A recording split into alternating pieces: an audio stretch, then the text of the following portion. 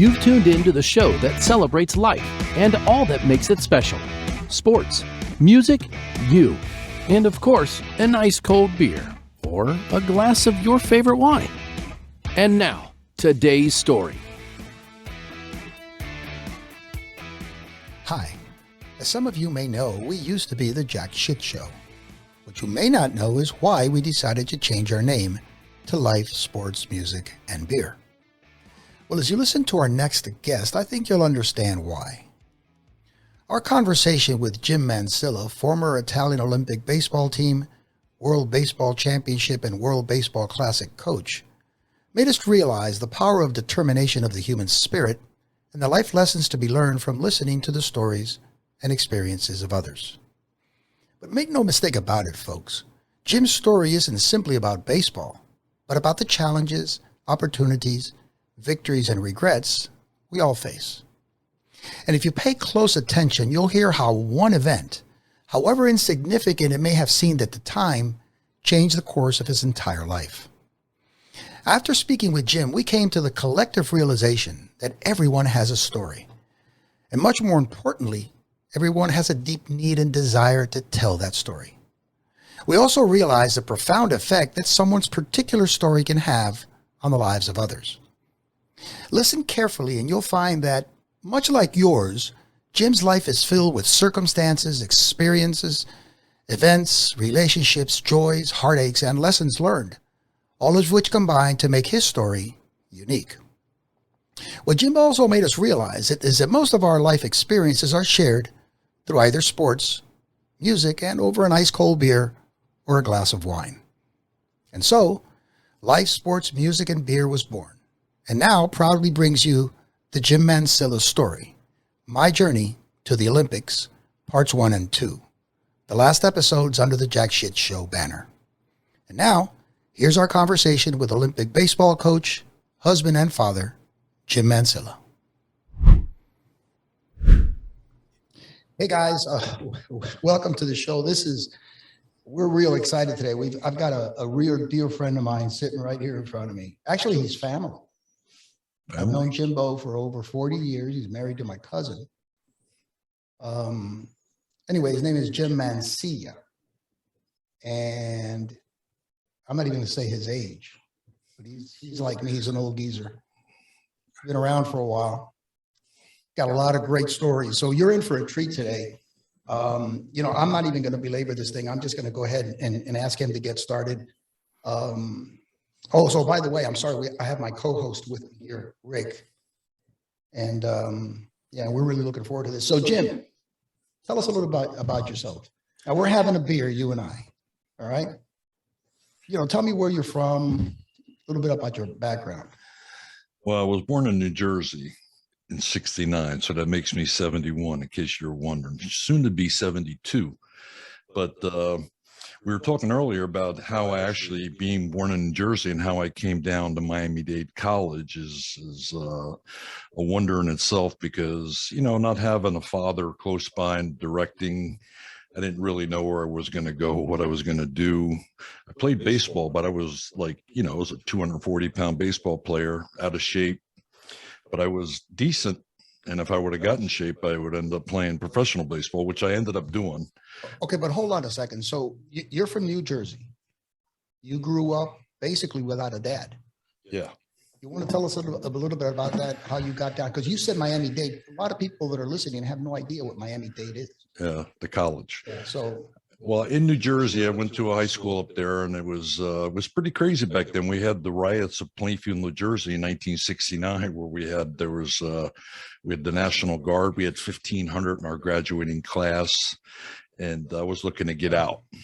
Looking to go out of state, but not knowing how to get out of state, playing baseball or just going to college was something I tried to figure out, didn't have any idea. Everybody was working, my mom was working, and my dad was kind of like, they were separated, and it was just not a good situation. So I thought out of town would be the best thing to do. And just sitting with a couple friends that were in high school, wild guys. In fact, it was the best thing for me to get out because I would have become even more wild than I was now.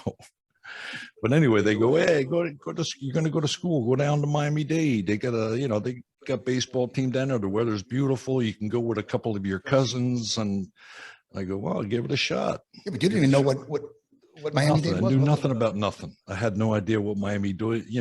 I didn't know it was a junior college. I thought it was a college, I didn't know a junior college. But, I left that. And I kind of like went on my own, pretty much on my own. I was with two wild people living in the apartment, Nile Gardens, very close to Miami-Dade, and tried to get into the baseball program.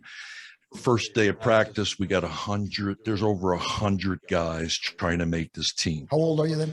You're a freshman, right? I was 19. This is August of '69. And it was like a Chinese fire drill. Like you're out there and you got like 11 catchers. I'm the 11th catcher. You got 8 infielders. You got 6 second basemen, 5 first basemen. I mean, it literally was a fire drill. And I'm going, holy shit, how am I going to do this? The only thing that I could do where I could impress people was my arm. I could throw it pretty good because I threw a lot of rocks when I was a little kid.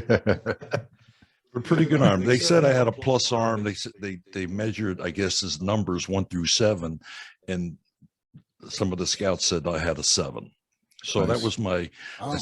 So I was in decent shape, but I would throw. When you throw, because that's something you really can't teach. You either can throw or you can't. Mm-hmm. So when I'm throwing, and I was sore. I couldn't even wipe my ass. I couldn't comb my hair. But I wasn't going to let me stop me from making the team. I got to make this team. Right.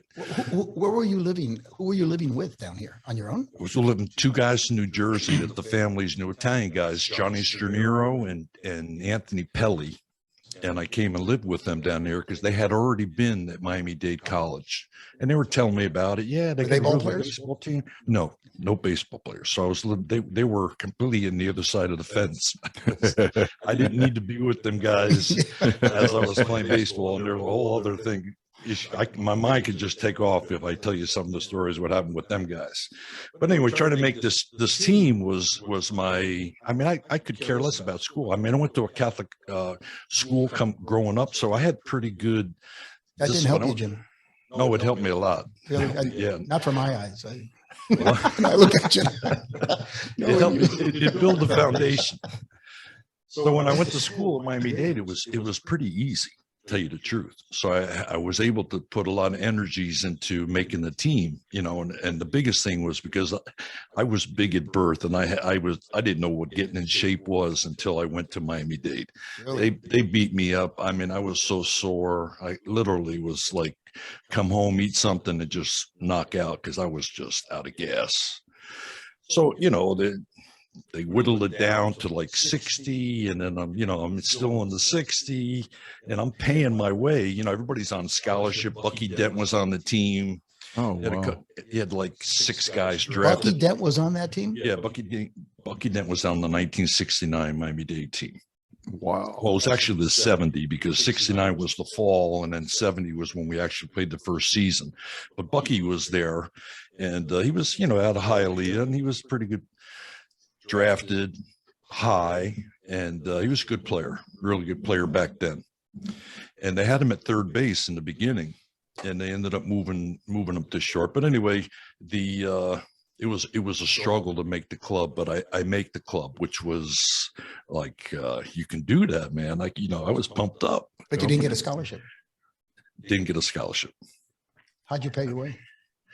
It was $400 a year, $400 a semester. It cost more to live in the apartments, and we were 3, so it was probably like $70-$80 a month, splitting it 3 ways back then. We're talking 69, 70. Yeah. So it was easy. Anyway, they whittle it down, make the team, and we get going in January, and we find out that they have an extra scholarship. They go, we're going to give you a scholarship. And I didn't know how much that was or anything, but didn't have to pay for school. So I figured I got a lot of extra money now, man. Well, how were you paying for school? I had some money put aside. not much, but enough to pay for school. $400 a semester is like incredible. Now it's $400 a credit. Right.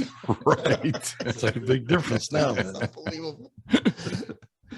So we make the team Buckies there, and we get to the state tournament. Then the second year Miami-Dade, we were real good. Bucky had signed, played professionally, but we had a really, really good group of guys. They called us the Wild Group. The Wild. But let me stop you there. Who was the coach? Was it Maneri?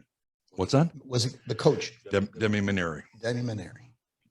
He went over one of the first guys who went over 1,000 games back. Well, he's a legend. He is a legend. He believe it or not, he's passed away like 4 years now. He died on my birthday, which is something I hold very special because we had a special relation. I considered him my dad growing up. What kind of guy was he? I heard so much about him. He let you play, but you had to walk a straight line. And that's what I needed. I needed to walk a straight line because I would veer off the line quickly. Hey, Jim, can I ask you a quick question? Sure. Being a catcher myself, so you had that kind of relationship with him. Did he let you call games? He back then they allowed you to call the games. Yes. Okay. Yeah, because I know that's a big thing for managers because that's a lot of trust. That's it's a lot big of trust. now. It's real big now because they got the analytics part of it. Yep. Where they got they know your defects as a hitter, so they're pitching to your weaknesses. So yeah, Right. it's bigger now than it was back in my day. That's pretty cool. And Ralph doesn't understand this, but I guarantee you got in shape lugging that equipment around in 100-degree weather down in Miami. Trust me, I've been down to Cocoa and played. And you just wring out your face mask by the end of those games because you're just dripping. It is. The humidity was incredible. I lost weight pretty quick. Yeah. You know what's interesting, Jim? Because I was talking to Rick a few days ago, and I mentioned to him Miami-Dade North, and he's from Michigan. He's now in Ohio, but he's never, like he's been down here, like he said, in Cocoa and stuff like that. And he knew right away. Oh, I know Miami-Dade. Yeah. You knew Miami-Dade. That's how the kind of reputation. Yeah. Mhm. Well, believe it or not, I brought a couple of these sheets of paper with me, and I'm looking at the list of how many players made it to the big leagues from Miami-Dade. Oh, wow. In fact, I'm talking to the head coach now, who's a former player, and he sent me a list of 74 players that have made it to the big leagues. I'm under the assumption, under the people and the names that I've heard, I've compiled the list. I got it at 99. Wow. Oh, So I've talked to him about, I just got the list. So I'm going over his list and I'm going to compare it to the list that I have in my office. I haven't been able to get to yet. This just happened yesterday. so And- is this they got to the pros or No, big league, major leagues. the Major leagues, yeah. 99? I was under the assumption we were second behind the University of Southern California. They had 101. And so I went to look under the baseball almanac and they had a list, and I think it's 74. And I was going over some of the names and trying to, to see if certain names I didn't recognize. And there was a bunch. They got Steve Carlton on there. Steve Carlton got cut at Miami-Dade back in the 60s. Carlton, Wow. hold on a second. Steve Carlton Got cut at Miami-Dade College. Who? That was a brain fart. I mean, I was like, what are you kidding me? Lefty? I mean, this guy was one of the greatest pitchers in baseball, the history of the game. More no-hitters than anybody. No, right? That was him? Oh, yeah, Steve Carlton. Like 7 no-hitters. Rick, am I right? 7 no-hitters? Philly, played with Philly, right? So, yeah, I know. Cardinals, Phillies. Yeah. I He mean, was a stud. Hall of first Famer. off, what He- that Hall should of tell you Famer. is how good Miami-Dade was. cut. That's what it Cut. should tell you. So you shouldn't feel so bad if they ever cut you, right? I mean, Right. right? Who gives a shit? They cut Carl. See, but that's the problem. They weren't cutting me. In my eyes, there was no other way. Mhm. There was no way they were going to cut me. That was my thinking going in. I think that's what helped me because I never thought about not being cut. What was I going to do? I was going to make that club. Jim, that's a great life lesson. Mhm. So you were so hell bent on making that team stay in there that it probably got you through. Besides the talent. Yeah. Sure it did. He had no option B. That's Yeah. a No great option. Yeah, lesson. and I didn't It want to was- go there- back to where I there is came no from. backup. Yeah. Wow. It was, if I would have stayed back in Jersey, I was in trouble. Now, listen, before we move on, because this is just fascinating stuff. Let's take a quick break. It's a real short break to hear from one of our sponsors, and then we'll come back and you continue your story. You got it. You've got enough on your plate. Why go through the hassle of designing your own business cards, brochures, and other marketing materials online when InKey Productions can do it for you, free of charge? Plus, we'll beat any advertised price by at least 10%. Don't waste your precious time designing and ordering your marketing material. Let us do it for you. All you need to do is tell us what you're thinking, and we'll take care of it from there.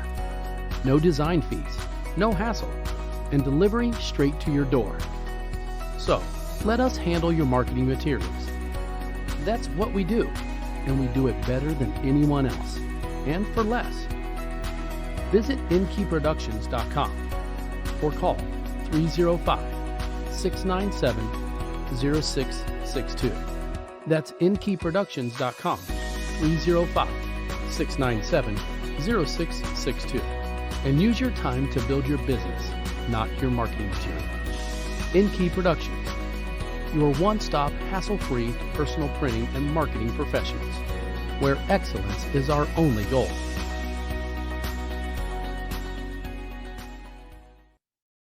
Hey, welcome back, folks. Listen, we're here with Jim Mansilla, and you've been listening to part of his story.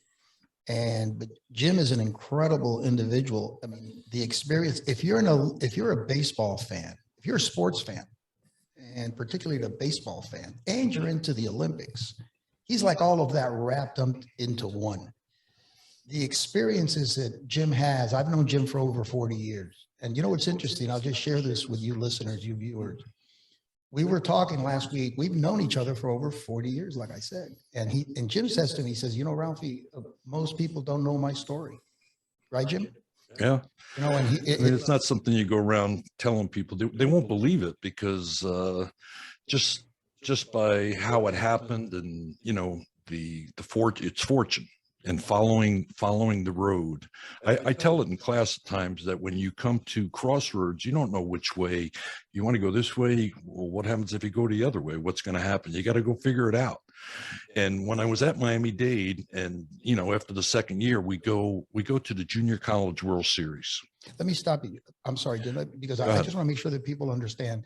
You've been involved in the Olympics from a coaching standpoint, right? You coach the Italian baseball team, and the stories you have on that you've told me, I could listen to that crap all day, every day. Just fascinating stories.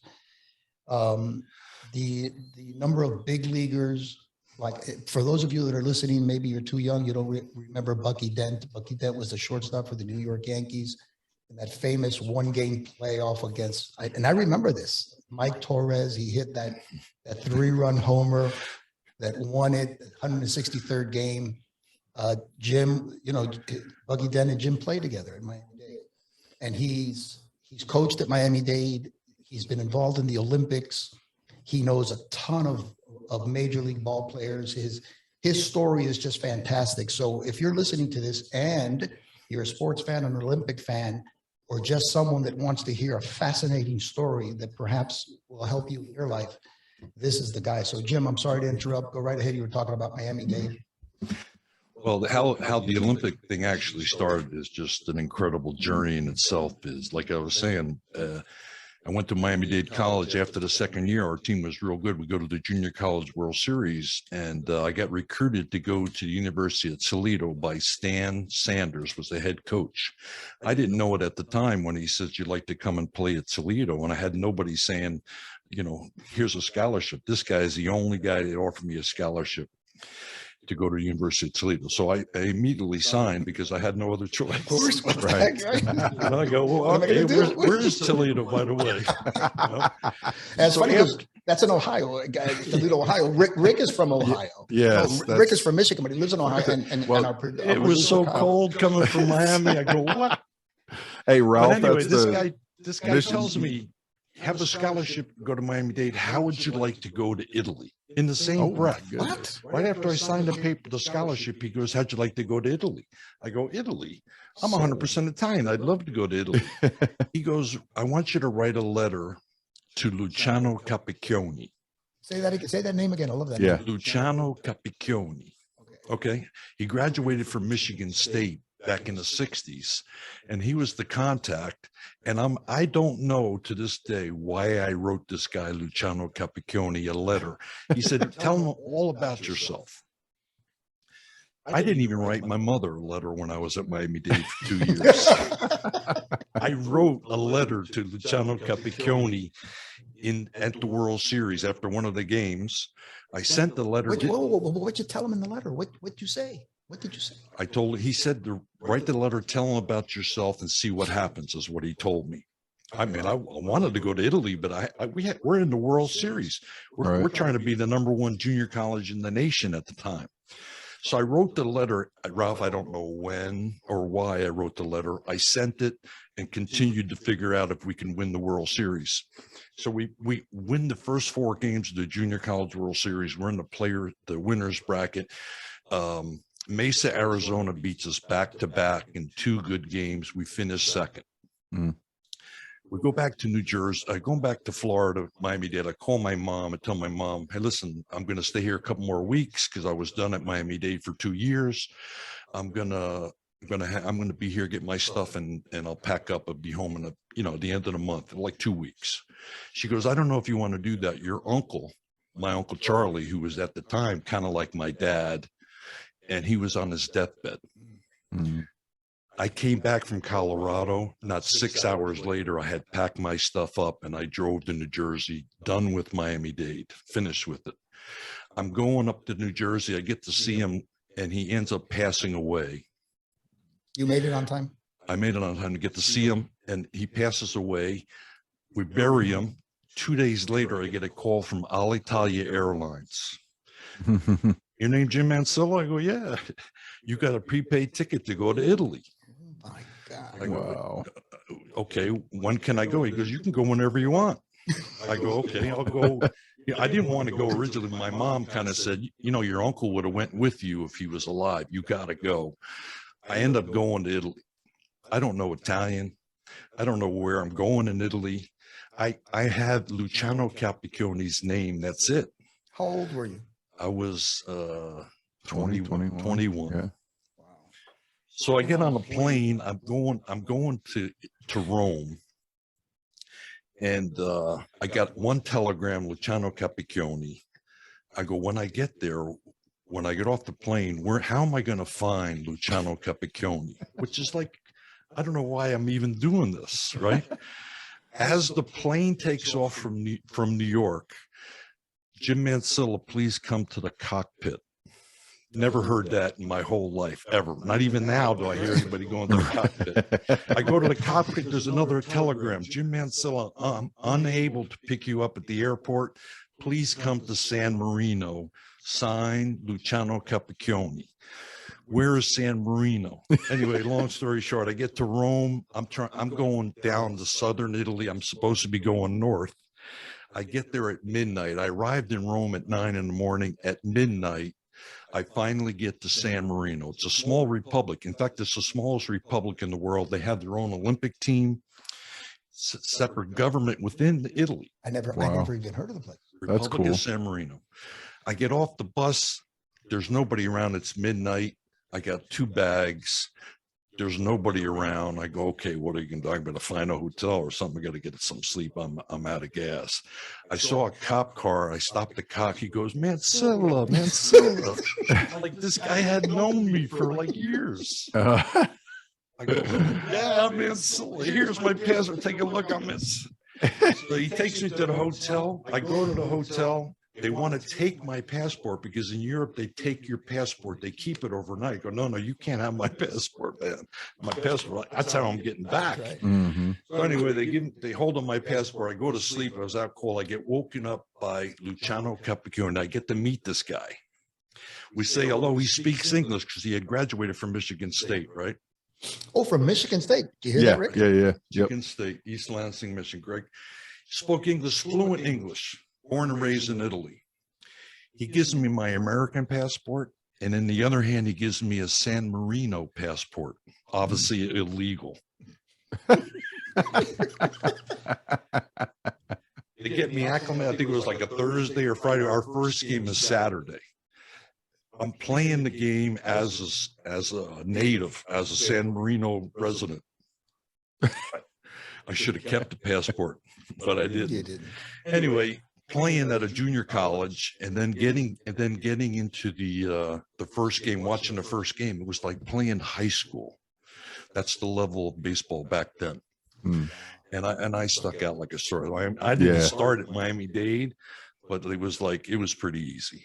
I think I went like 18 for 23 or something like that. It was like I never got that. That was the highlight of your career. You love that, right? So needless to say, I'm there 6 weeks. I'm signing autographs after the games. The little Italian kids want to, they look at me like I'm Babe Ruth or something. Right. And I'm signing. I'm in Shangri-La. Right. Right. I'm 21 years old. People ask me for their autograph. I never even asked about making any money. They were feeding me like I didn't need money. Right. I had everything I needed. You were living the life. Living like 6 weeks. The problem started after 6 weeks. Then, I got to go to school. Listen, I signed a scholarship to go to Toledo. It starts next week. I got to go to Ohio. No, you got to play. We got to win the Italian series. Italy, this team has got to go play in the big leagues. They were in the second series. And you win the second series, you get invited to play in the big leagues the following year. But I couldn't wait. I mean, in the big leagues? Yeah, they considered their big leagues. Oh, Yeah, Italian. The Italian league, there were like A and B. And this league was in B, and we had to win that in order to go to A the following year. And I had to go. I said, listen, I can't stay. They put a lot of heat on me to stay. What are you talking about? We just gave you all the stuff. You can't leave. And I go, I don't want to leave, but I have to. I got to go to school. So I ended up going back to school and finished Toledo. I ended up playing a year of professional baseball. And I signed with the Oakland Athletics in '73, played 1 year with them. And as I'm waiting for the '74 season to start, Stan Sanders, the coach at Toledo, says, "Hey, you didn't get your contract yet from the Oakland A's?" I go, "No, I haven't seen anything." So he goes, "You better call because this is like February, March." And this was right before spring training then, or yeah, spring training is pitchers, catchers probably already were getting ready to. Yeah.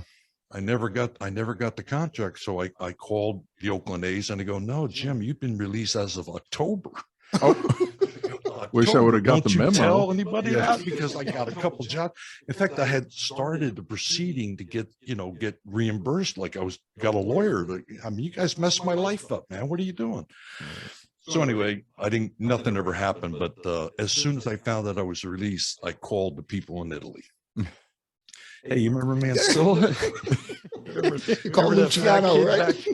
Back in '71. Oh my God. It was like another phone call at the right place at the right time.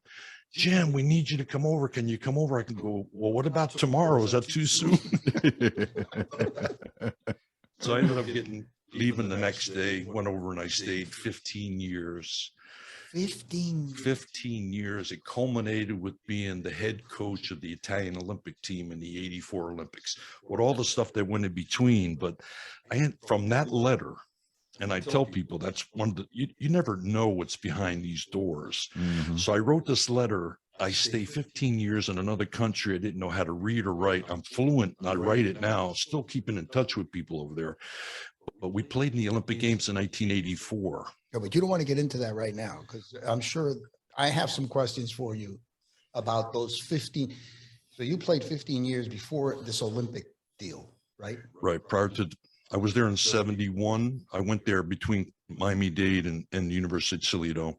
And then I went back in '74 for 2 years.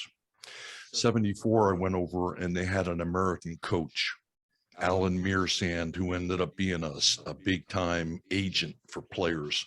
But he was the coach of the Rimini team, which is right near San Marino. And I went over as a player, and the ownership knew me, and they go, "Jim, we want you to play." I go, "Hey, whatever you need, you just tell me what I got to do. As long as you feed me." And they gave me like $1,500 a month. plus a car, apartment, tickets back and forth. And Back then, that was a lot of money. Oh yeah, that was life right there. 21-year-old man. What are you looking for? Yeah. So this guy Mearson, the coach, had no tact. He demanded things from the ownership. We need a batting machine. I want it tomorrow. If we don't get it tomorrow, we're not practicing. So needless to say, they got rid of that guy. And before they got rid of him, they go, Jim, you think you can coach the team? I go, I thought I was going to play. He goes, yeah, but if you're the coach, you can play and coach. I'm in. I can do that. I can do that. Oh, Pete Rose. Yeah, there you go. And using, Did they raise your salary? They did raise my salary, and they wanted to put me into another apartment, which is, I didn't speak it fluently back then. And there was like 4 other players. And I said, no, I'm pretty cool here. Save the money. I'll stay in here in this apartment. I should have gotten in my own apartment, but I ended up staying with. It was like we had played about 9 weekends. The season had already started. We weren't doing very good, so they got rid of that guy. I stayed in the same apartment. But the thing I did, which really helped me out, was there were a lot of people that were in their upper 30s that were playing that weren't very good. So I ended up using the kids, 16, 17-year-old kids. The older guys that weren't real happy with that, but the ownership loved me. So I made those moves, and it was the greatest moves I could make. Because in 75, when I went back, the league made rules that we played 3 games. 1 game had to be with 4 16-year-olds or under the whole game. And one of the 16-year-olds had to be a pitcher. Wow. The second game, you can use 2. You have to use 2 under 18. And then the third game, you could use whoever you wanted. Well, the year before, we had used all our 16 and 17-year-olds, and they were already kind of like into it. And it made us be we were the favorite because a lot of our kids were better than most Italians. We had some good talent there. But these were all Italian kids, or these were kids that have brought in from the States, or what? No, they were Italian. All Italian. Yeah, we did have these guys that I don't know how they got so many, but back then, if you were an Italian and you could get an Italian passport, you could play in the league as an Italian. And we had 4 of those guys. I lived with all 4 of them. Very valuable guy to each team, because instead of being an Italian kid, you're an Italian American kid that went to Stanford. One went to the University of Maine. So they were real good players, but they played as Italians. So we had a big advantage over the other teams. Those guys were real valuable. And that's one of the reasons why we ended up winning the league in 75. You were just coaching. Were you playing also? I was coaching. I was a player coach in 74. And that's one of the things that how the league ended in 74 is a funny story. You'll love this one. We're in 5th place. We're not going to 4th. We're not going to 6th. There's 10 teams, and we're playing the last game of the season. It's a meaningless game. For some reason, they had a meeting of all the baseball people in the country of Italy coming to watch this game, because immediately after the game, they are going to have their yearly meetings. So they're watching this meaningless game, and we're in the 9th inning. It's 2nd and 3rd, and I'm up. We're losing by 3 runs. Okay? You got the picture? I got it. Meaningless game. Every owner, every team, all the big shots in baseball are watching this game. Come on, get this game over. Let's get the hell out of it. Let's go to work. They're walking me intentionally. And the first pitch is right down the middle of the plate. I was surprised. I'm going, what the hell is that? So in my mind, they called for an intentional walk. They called intentional walk. Okay. Going to throw four balls. I mean, they were saying in Italian. I didn't know what the hell they were saying. So I'm sitting there, and I had to step out because I had to go, oh shit, if they throw another pitch like that, right, I'm swinging. I looked at the second baseman. He's not even watching the game. He's talking to the right fielder. So my thought was to just hit a ball to second base. The guy's not even watching the game. Right. We get 2 runs. The second pitch was a little bit outside. I take it. It's 1-1. First pitch, the guy actually called it a strike. Are you serious? An intentional walk. So he throws the third pitch, and I swing and I hit it out. Home run. Yeah. The people are going crazy. We win this meaningless game. But the reason I say that is because the ownership is waiting to have one of their biggest meetings all year. They told me afterwards that they argued for an hour because they said that somebody who's getting walked intentionally can't swing the bat. Are you serious? Can't hit the ball. So that was the end of the first year in Italy. It was incredible. Nuts story. Awesome. That's awesome. I mean, that's a great story. Oh man, let's take a quick break here to hear from one of our sponsors, and then you come back. And is this going to lead us into the Olympics? Or? Yeah, we'll go to the Olympics. Awesome. Okay, so let's take a quick break. We'll be right back. Looking for a music teacher? Well, look no more. Music Lesson Pros has everything you need. We're your one-stop music teacher locator. And whatever your age, whatever instrument you're looking for, including voice, we'll help you find the perfect music teacher. And the good news is, we'll do it absolutely free. All you need to do is either click the button or fill out the form below. That's all. We'll do the rest. First, we'll reach out to you to make sure we know exactly what you're looking for and answer your questions. Second, we'll assign you the music teacher that best fits your needs. And third, we'll schedule a free introductory lesson. That's it. After the free lesson, you can start your lessons or simply walk away. No obligations. So what are you waiting for? Go ahead. Let us do the work for you. Get started right now by either clicking the button or filling out the form below, and let Music Lesson Pro get you or your loved ones a step closer to playing that favorite instrument or singing those favorite songs. Okay, we're back with Jim Mansilla. And for those of you that just tuned in, you gotta listen to the beginning of this. If you've been listening, now we're going to get into this Olympic thing. By the way, the Olympics, I don't think, even if you're not a sports fan, correct me, Jim, if you're not a sports fan, you got to love the Olympics. Everybody loves the Olympics. Oh, yeah. Right? The Olympics? The Olympics. Yeah. When I found out that I had a chance, I mean, it was like a carrot in front of my face for like 5 years. I wanted to make sure I did everything right, because there was that possibility. And I mean, I would never had a shot to be part of the Olympic movement for baseball in the United States. There was just so many, coaches that have been coaching for 40 and 50 years. You got a young puppy like me had no shot. So let me just set this up for our viewers, our listeners. So you were playing on the Italian team and coaching for what, like coached 15 in Rimini for 2 years, 74, 75.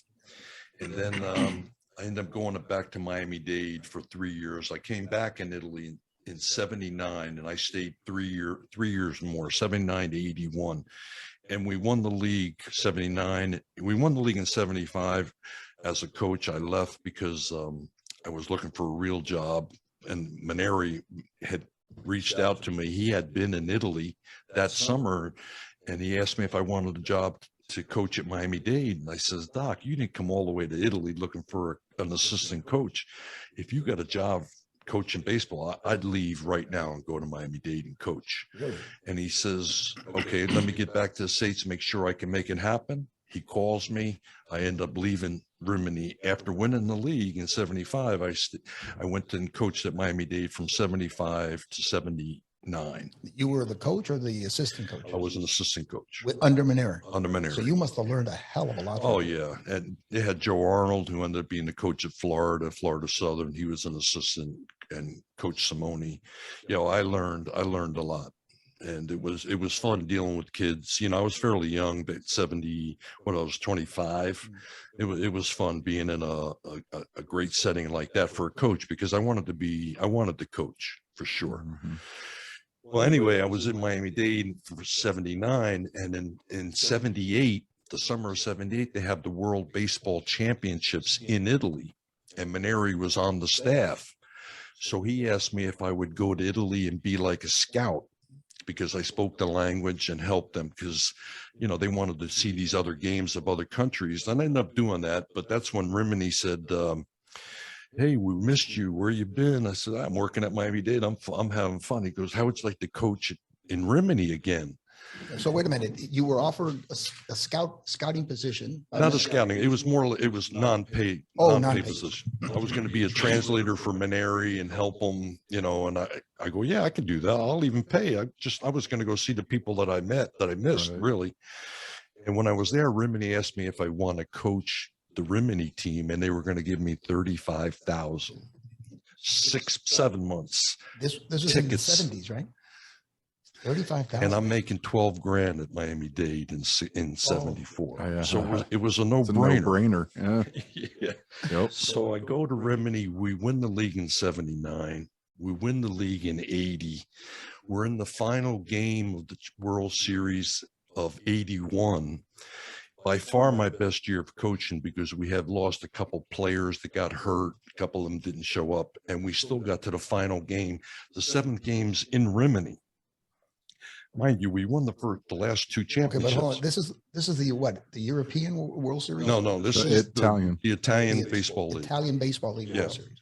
Okay, so we win in 79, 80, 81. We're in the final game in our house, and if we win this, we win it 3 years straight.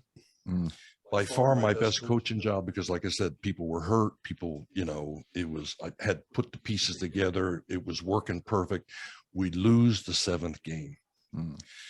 We got to doing a contract, because it was a 3-year contract. They want to cut my salary like $5,000. So, and I said, listen, and I was bummed out that they didn't recognize that it was by far my best year of coaching, because we shouldn't have got to the 7th game. Anyway, they said no. I said no. I was going back to the States. I go back to the States. Not long after that, I get a call from the league office, and they go, Jim, we want you to come to Houston at the coaches convention, because we want you to consider our offer. I go, what offer is that? They go, we'll tell you more about it. I said, you're going to pay my ticket to Houston? They go, yeah. But what, you got a call from what league now? From the Italian? From the ownership, the actual, like Major League Baseball. It was the Italian Baseball Federation. So I go to Houston, and they made this offer that I to this day I can't believe. They want me to go around the whole country and put together 25 of the best players, anywhere from 18 to 22. Carte blanche. I drove on Monday. I left Rome on Monday, and I was gone. I'd come back Sunday night. Gone the whole week. I'd be looking at players and putting together a list. They called it Club Italia. But this was in Italy. This is in Italy. I'm based in Rome now, not based in Rimini. Rimini's in the northern part. Rome's in the center of the country. And my job now is to put these players together, make a team. Every summer, after the Italian, because it's like an all-star team of young kids, 18 to 22. Most of them didn't play very much, but they were talented. Some were playing. And at the end of the season, which is probably about August, is when we ended up. This team would go together, and they'd fly us all over the world to play against better competition. Because we're young puppies. We have a contract with the Cubans, 5 years in a row, for 1 month at a time. And I think the month was middle of August to middle of September, 30 days for 5 straight years. We went to Cuba. We practiced in the morning. I'm the head coach. Can I stop you right there? Go ahead. A lot of the people that are listening or watching this, when you say you went to Cuba, a lot of people don't know what Cuba's baseball is. Can you give us a little insight as to? Well, back then, the Cubans were as good as the Americans in the major leagues. They had many players that could play in the major leagues. In fact, after the 80s, the mid 80s, when things opened up a little bit, a lot of the Cuban players would defect and come and play in the United States. There's a bunch of them, and most of them came after the 85, 86, when they were getting, where they're getting big contracts, real big contracts. So, they were going to pay me $50,000. We were going to go all over the world. I went to China, I went to Japan, Cuba every year. Played in the world in the junior national championships in Copenhagen, came to the United States, worked out. It was, Ralph, I'm 31 years old when I took the job. You're in hog heaven. It was gonna culminate, as they're telling me what's going to happen after these 5 years. If you play your cards right, Mr. Mansilla, this team, this Club Italia team, is going to play in the Olympic Games in 1984 if everything works out. Wait a sec. Let me understand this. I'm going to be the head coach of the Italian national team in the 1984 Olympics if we qualify. And I said, that's right. Wow. I'm in. Yeah. I couldn't say I'm in quick enough. And they're paying me. That's pretty Los good Angeles. money. That was LA's too, right? Oh, it was in LA. Yeah. LA. Oh, was, You remember that, Rick? Oh yeah, dude. I followed. I'm telling you, sports. Yeah. Wow. The LA Olympics, man. I even Yeah. remember the stupid mascot Believe because it or my not, mom bought me a bear. the first game of the Olympic movement, that was the first game in the Olympics, was Italy against the Dominican Republic Oh, geez. Yeah, you picked a great draw. in Dodger Stadium. Yeah. Gee, Dodgers, who you it got sheds for first? me, Well, right? I got Dominican, then I got Cuba after that. Oh, who you got after that? I don't know, maybe Japan, South Korea next. Well, we only Good played draw, 3 games. Jim. I'll tell you who they were. But before we get there, I mean, it's 5 years of just going all over. I had a really good staff. I had some really good Italian players. A lot of the kids that have played for me on that team are now coaching, which is a big thing back in Italy. Because when you play the game at a certain level, you know how to coach it at a certain level. And it's very important. But anyway, traveling all over the world. But in 1983, we're playing the European Championships. There's 9 countries, and it's going to come down to Italy against Holland for who wins the best of 5 goes to the Olympic Games in 84. The tournament's in Italy. So most of the teams are terrible. Okay, I'm talking high school teams.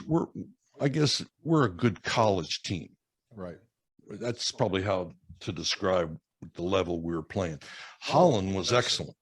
Holland was very good back then. And the commissioner of Italian baseball, he is very instrumental in getting baseball in the Olympic movement. If you go back, he was the guy that actually made it happen. So in 1983, we're playing this tournament. Prior to that is another World Championships. I'm not coaching it because I'm coaching the junior guys.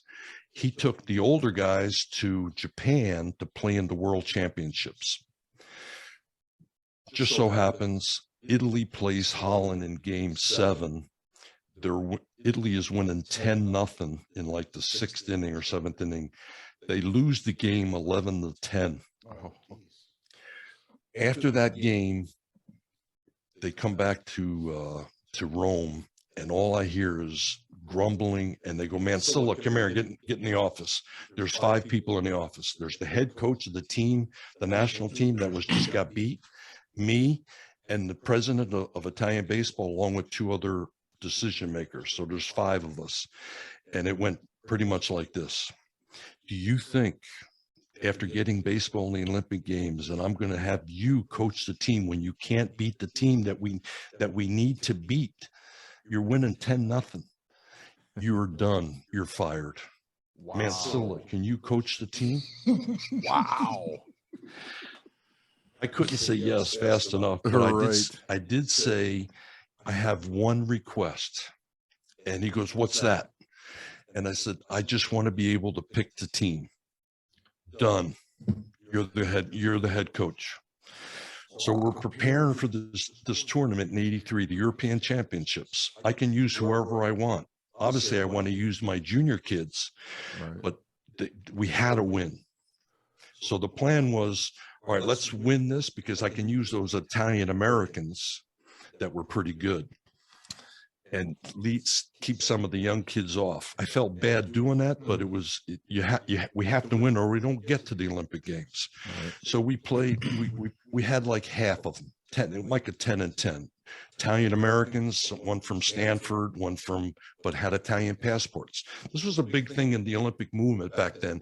Now it happens more readily where you get people that are from other countries and they go play for Australia or go play for the United States, or Americans go play for whoever. That was a spectacle when they actually happened in '84. It's kind of like when the first time it happened, people were doing that. So in '83, I mean, we had issues with, I'm letting the guys, it's 99 degrees. We're in Florence. It's hotter than hell. There's no air conditioning. They got all over me because I allowed the players to go in the pool and cool off. I said, you can't stay you can take a dip. I don't want you laying in the sun, but you can take a dip. Big issue. Because everybody was so nervous about getting into this. We got to win this tournament. We're playing the best of 5. So you play every country one time. And then at the end, the first 2 teams get to play the best of 5. So whatever you do the first time against them counts as the best of 5. So our first game is going to be against Holland. Mm-hmm. And then we got 7 other games against teams that we beat everybody. But the first game in Holland was the game. So just like a few days, we're having a practice, getting ready for this tournament. This is like the big tournament, right? So I got my ace on the mound. We're playing against the Americans of the teams. Every team in Italy had Americans. Right. Most of the coaches brought in whole teams, like University of Notre Dame came and played a scrimmage game against the national team. But I ended up I got the Americans are already here. I'm going to use those guys, and we're going to have a real good game because they're good players. The first practice game, my ace, Mike Romano, is throwing 1 inning because he's pitching 2 days later in the game against Holland. I don't want him to get hurt, so I'm like, you got 1 inning. That's all you got. So Greg Zunino, whose son is in the big leagues today, catches for the Tampa Bay Devil Rays. His dad is one of the players on that team. He hits a line drive, and it hits my pitcher's hand right on the back of his throwing hand, and the ball goes right to his feet. So he took the whole brunt thing of right on his hand. He's holding his hand. I can't tell you the stuff that was going through my mind from the dugout to the mound. I just lost my ace in the most important game of my life. They're going to shoot me. Yep. Right? No bones are broken. I can't believe it. I said, Doc, I believe you're a good doctor. I need another opinion. Does he have you got to have broken bones. These are all small little bones in your hand. There's no way it's not broken. Not broken. He ends up winning the 3rd game, which actually gets us to the Olympic game. He didn't pitch the first one. We beat Holland the first one. We beat him the second one. This kid came back and threw the 3rd game, which was about a week or so after. So he had some time to recoup. Did he pitch a complete game? He pitched the 3rd game, the game that we clinched. Complete game? Complete game. Wow. Incredible. He's still there, the kid. So then you had to play 5 games against that team, even though the other 2 are meaningless. Right. They were hoping it would go 5 games, but we won the first 4, and we lost the 5th game, which didn't mean anything. We're on our way to Los Angeles. That's awesome. Incredible. Wow. So now they get to the point, okay, Jim, I said, Bruno Benick was the commissioner of Italian baseball, very instrumental in getting baseball Olympics. I said, Bruno, this is the time where we take Club Italia. We're not going to beat the United States. Our first game, the second game is we got the Dominican Republic. That's We got who was your first game? First game's in Dodger Stadium against Dominican Republic. Dominican. Italy, Yeah. Dominican Republic. The second game, the United States. The third game, China, Taipei. Again, great draw, we got to Jim. win 2. Yeah, right. We got no shot. we got to win 2 of those 3. Oh my Okay. gosh. So the first game, we're facing Ramon Martinez, who's 16 years old at the time. Wow. He's 6'3", probably weighed about 120 pounds. Yeah. I mean, he was just so Rail. thin, Yeah. but he could throw. Holy mackerel, could he throw? We end up winning that game, Wow. 7-3. So we only got to win one more. Oh my gosh. We got a shot. So Yeah. in that first game, you beat What? the Dominican in Republic. that first We game. beat the Dominican Republic, 1984. But that a lot of the major leaguers back then, they didn't have major leaguers playing it because they were playing, they were playing against Toronto the next day. Yeah. So they wouldn't allow the big shots to go. So it was kind of a right place, the right time thing. Sure. So now we're facing the United States. Game 2. This, Ralph, I waited 5 years for this game. You told me this story years ago. If it's the same story, Same story. and this is just Rick. You got to listen to this. This is Oh, just I a am. great story. They got Mark McGuire, Oh, Jesus. Will Clark, Barry Larkin, Chris Gwynn, Odeby McDowell, So they brought in all their scrubs for you, Corey is what you're saying. Snyder. They had a catcher. He's the only guy that didn't go to the big leagues, Marzano from the Boston Red Sox. He made it to the big leagues, but he didn't make. Everybody else was in the big leagues. Sure. They flew me to California. I mean, I actually told me I got to see the Americans. I got to see what they're playing these games. Westinghouse gave them $500,000 so they could travel the United States and play Wow. against all the best competition. This team is loaded up. So I go and see them play, and about 4 games in a row in San Diego. And every guy they're facing is 95, 96 off the mound. They're facing major league pitching. Mhm. So my thinking is, again, I'm a young puppy. I'm 34, and I realize that I'm going to put them to sleep. I got a left-hander that throws 83, 84. There you go. Above average breaking ball. Yep. I'm going to put these guys to sleep. Yep. They're not going to hit it, not after seeing 96, Nope. 98 for, well, Little did you know little did I know. that they could hit the off speed too. Believe it or not, Mark McGuire made the only out of the first inning. It was a fly ball. Our center fielder caught it up against center field fence Right. for out 1 after they had already scored 6. It's 6-0 with 1 out. Will Clark hit a ball that probably hasn't stopped rolling yet. They beat this kid up. In fact, that brings me to the story that we're going to get into at another time. This Okay. kid, Lou Colabello, was the pitcher. His son ended up playing in the big leagues. You don't want to tell that story now, though. No, You no, want to no, hold no, on to no. that story. That Chris Colabello, right? Chris Colabello, who played in the Colabello. big leagues. Yeah, we'll get to that one. Great That's story. an incredible story. Incredible. That should be a movie about a kid doing perseverance about making it. Anyway, we got beat 16-1. They scored 9 in the first. It's an ugly crooked number. 60,000 people, Dodger Stadium, are chanting, they want more, they want more. I felt like I was in the Coliseum. Getting thrown to the lions, man. Oh, we were eaten up alive. You guys were good off. Rod Dado, who I'll always cherish that moment, when you go to home plate and exchange the lineup cards. Rod Dado's there. He's like the guru of coaches, American coaches. And I'm a young guy, and I only read about meeting the guy and actually talking to the guy at home plate you could feel the buzz in the stadium. that we're going to the Lions. This is it. Yeah. It's like lamb to the slaughter, right? There's no shot. We got no shot. Good.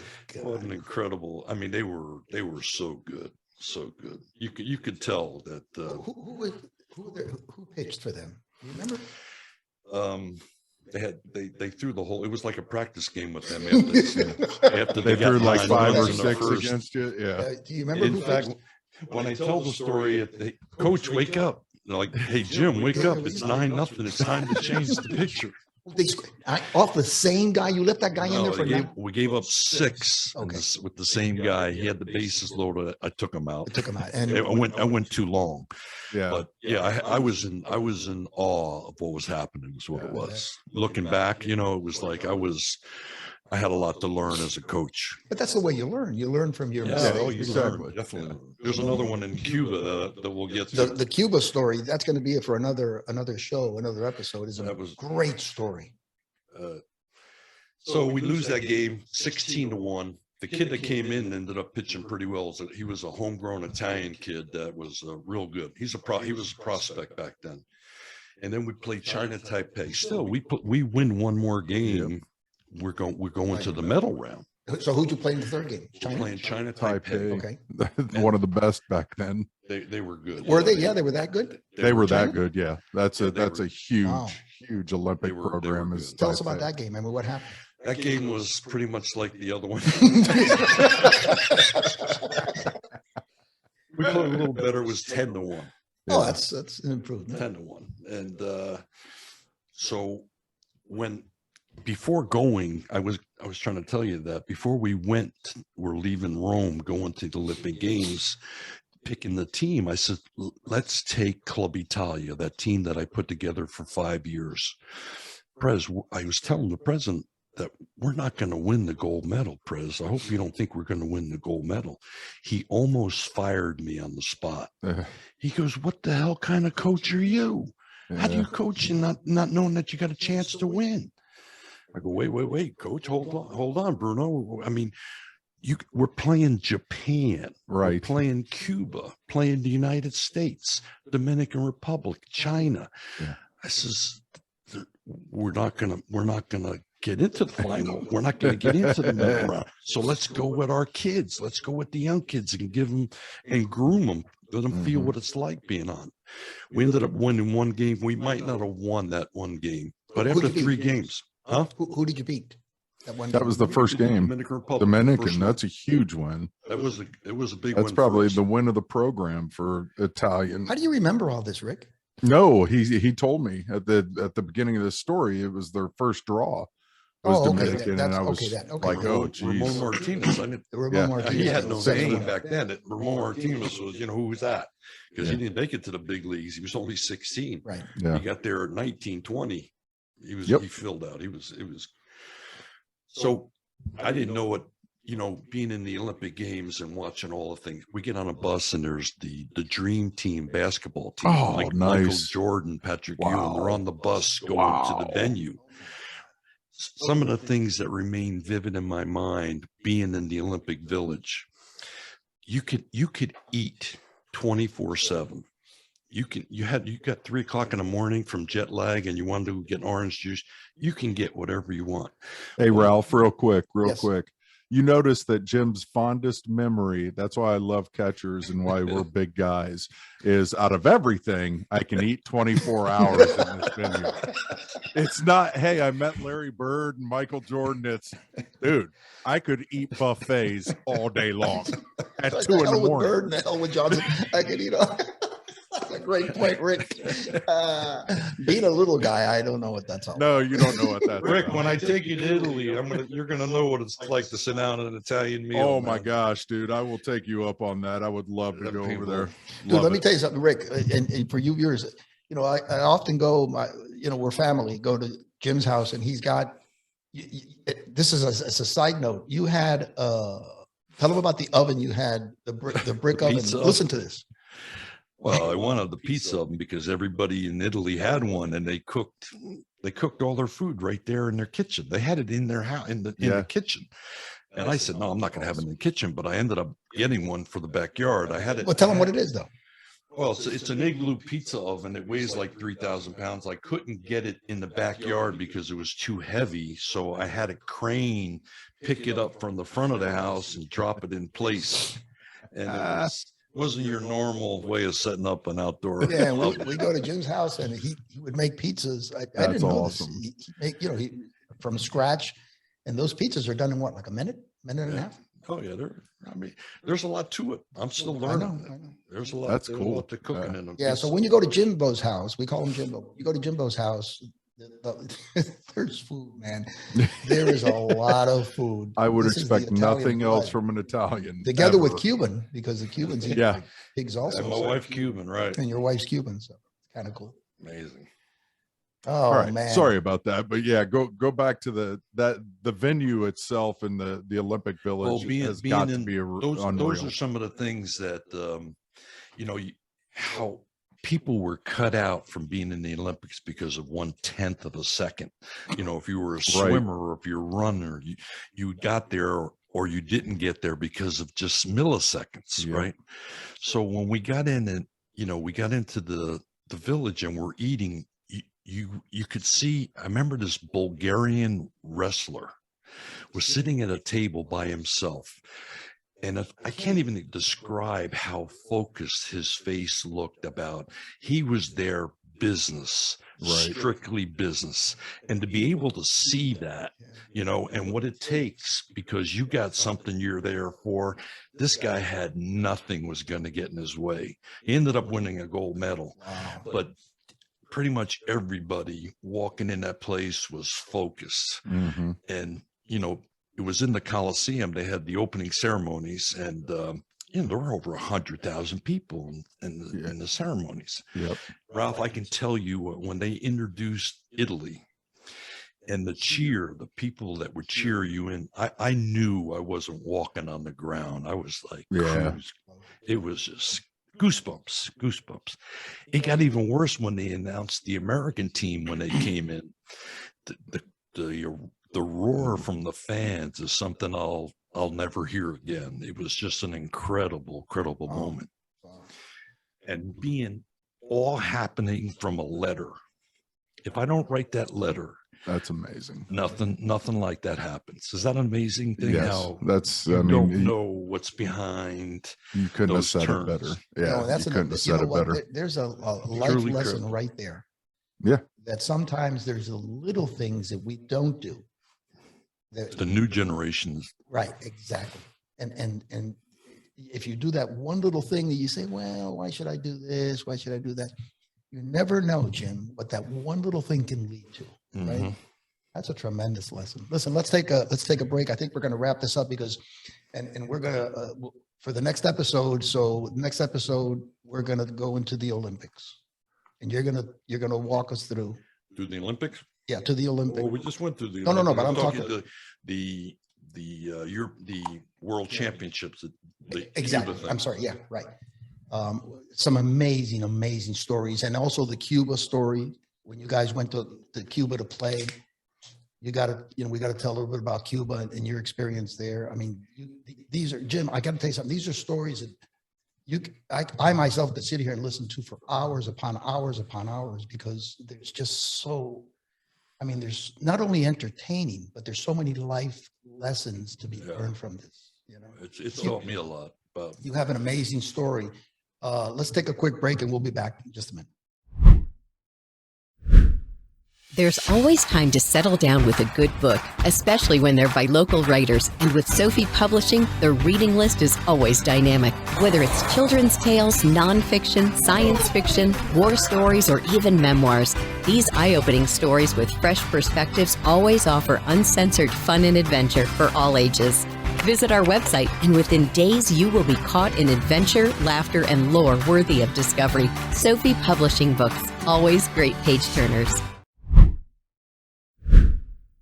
Hey guys, welcome back. We're going to close the show out. We're here with Jim Mansilla. It's Mansilla, Mansilla. but I know sometimes you pronounce it Mansilla. I don't know what the hell's going on here. Make up your mind. That's true. But just fantastic stories. We're going to close this thing out. Our next episode is going to lead us right into Jim, what, Cuba? Your experience? Baseball, the World Classic now, Okay. that were what used to be the World Championships. They've made that change over. Yeah. And for those of you that don't know much about Cuba, we're going to give you a little insight, just as to what the situation is in Cuba, and also from a sports, point of view, some fantastic athletes, right, Jim? Oh, when you see it, I mean, how many people go to Cuba? Not many people. I had no interest really to go, but that's where we were. It's where we learn. We learn from the best players in the world, and it was an incredible. In fact, I'll probably tell you a couple stories that you never heard because of the family being Cuba. And when I was going out with Wendy, my wife, before we were husband and wife, she had a grandmother over there she never met. And I met her the 5 years in a row that I went over there. Yeah, wow. And we're going to hear that next episode. So, Rick, you want to close this thing out? Sure. I mean, it's been an honor to talk to Jim. It's as a baseball player, this has been so cool. I mean, I think what I take with it is obviously his draw in the '84 Olympics was about the shittiest draw any team could ever get, to be honest. So congratulations for making the Olympics. Here's your prize kind of shit by him. So that's hilarious to me. But I just can't wait to talk to him more, hear these Cuba stories, and just pick his brain on baseball in general. But it's been an honor. Okay, folks. So on behalf of everybody here and Jim, we'll see you next time. Thank you for having me. Thank you, buddy. On behalf of everyone from Life, Sports, Music, and Beer, we thank you for tuning in. If you've got that story to tell, comment below. Smash that like and subscribe button. And don't forget to hit that bell so you can hear other amazing stories.